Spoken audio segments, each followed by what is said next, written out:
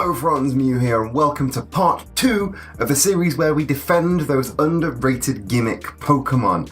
And I say we because joining me on this episode once again is the wonderful Umbreon Libris. Glad to be back. There are a lot of gimmick Pokemon, so I'm happy to help you defend some more of them. So the first Pokemon I'd like to talk about is Spinder. Spinder's whole gimmick is that there are over 4 billion unique versions of a Spinder sprite, and you will never come across 2 that are exactly the same. That's neat. I mean, the more you think about it, that means that Pokemon, every single other Pokemon, they all look exactly the same, which is a little bit strange, but whatever.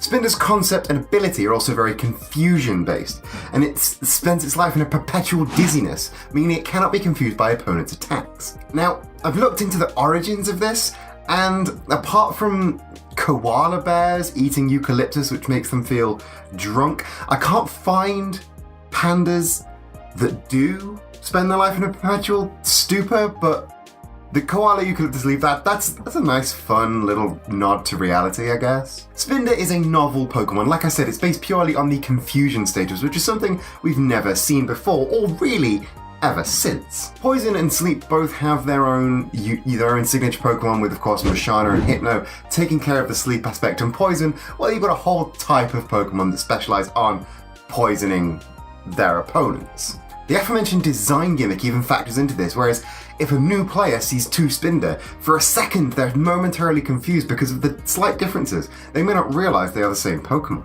I'm also led to believe that Spinder has a really good move pool for an assist and support role in underused doubles. It can learn Trick Room, it can learn Encore, it can learn Baton Pass, and a plethora of other really cool support moves that me, as a casual player, never really use. And even if that means just completely removing the confusion in its concept and in its design, that's still a good Pokemon's a good Pokemon. We can't argue that. I think Spinder, to be made better, I think Spinder is in need of an evolution, and I think a really cool way would be to make some sort of bear that's focused on the drunken boxing style of martial arts. I think that would increase its popularity tenfold.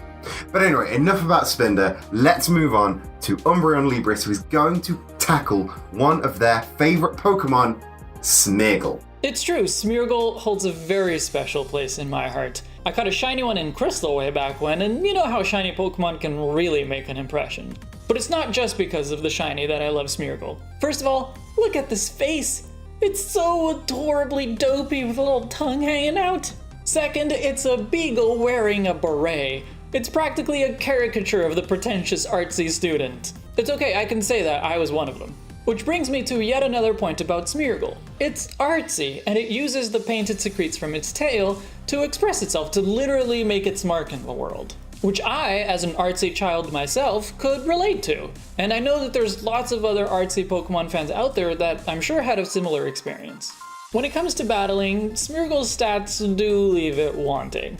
It's got abysmal offensive stats, very poor defenses, and its speed, its best stat, is a measly 75. But on the other hand, you can build pretty much any strategy you can think of with it. That's of course because of its signature move, Sketch, which allows it to learn almost any move. Chatter and Struggle are the only exceptions. Spore and Focus Punch?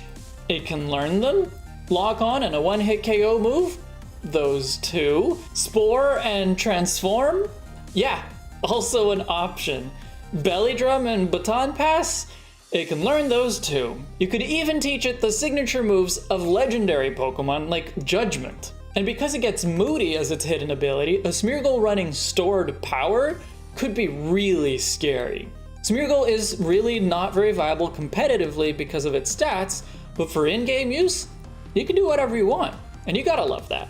Exactly, Smeargle is probably one of the most flexible and the most fun Pokemon to play as. But let's move on to another F word as we move on to our next Pokemon. No, I'm not talking about that F word, or that one either. This is a child-friendly channel. The word I'm talking about is festive, because we are talking about Delibird.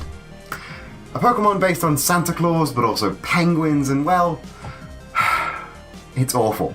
Its shiny form is okay, but a little uninspired.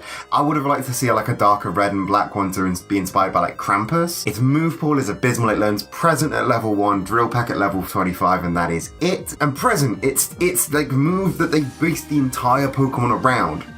40% of the time has a base power that is through the floor. And 20% of the time it heals the opponent. It is really bad.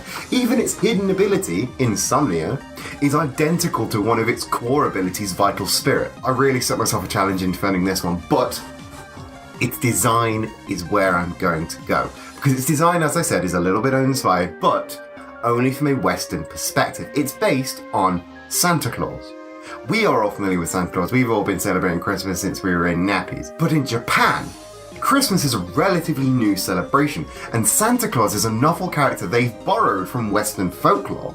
It's still novel to the Japanese, just not novel to us. All the Pokemon that are based on yokai we believe are cool and unique, but in Japan they're old hat. They are legends they've heard for decades. Whereas Delibird is the same thing for us, just with the roles sort of reversed. So in a way, Delibird is the same design-wise as, say, Frostlass or Shiftry. You know. Okay guys, I tried defending Delibird, but sometimes this is really hard. But, as a little aside, quite a few Pokedex entries in Delibird mention Mount Everest. So, those of you that want to build lore, there's a little thing for you. And that is where I think I'm going to leave it for today.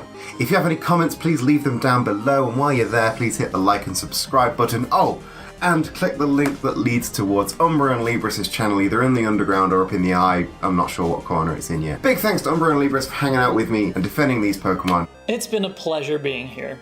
If you haven't seen the collaboration we did over on my channel where we talk about inanimate object Pokemon, I'm sure Mew has put a link in the description or somewhere. And Mew, let's do this again sometime. We certainly will, no doubt. Please check out Umbra and Libris' channel, like I said, up in the eye or down in the description. And, as always, love you, bye.